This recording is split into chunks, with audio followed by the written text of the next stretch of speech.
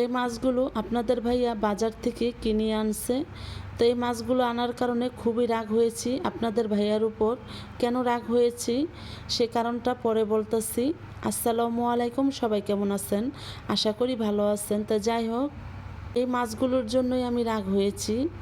এই মাছগুলো হয়েছে ছোট ইলিশ মাছ, যাকে বলে ইলিশের পোনা।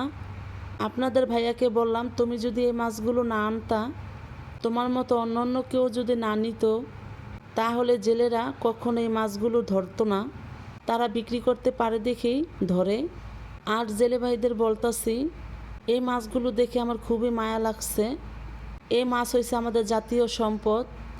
এখন তো সচরাচর বড় ইলিশ দেখিই না, খাবো তো দূরের কথা। তাই বলতাছি, যে সময় এই ছোট ইলিশ মাছগুলো ধরা পড়ে সে সময় আপনারা ধরা বন্ধ রাখবেন, আপনারা অন্য কাজ খুঁজে নেবেন। ছোট ইলিশ মাছ ধরা বন্ধ রাখলে আপনাদেরও তো লাভ, কারণ আপনারা ডাবল দামে বিক্রি করতে পারবেন বড় ইলিশ। একটাবার ভেবে দেখছেন এই মাছগুলো বড় হলে কতগুলো মাছ হতো? সবার কাছ থেকে বিদায় নিচ্ছি। সবাই ভালো থাকবেন, সুস্থ থাকবেন। আল্লাহ হাফেজ।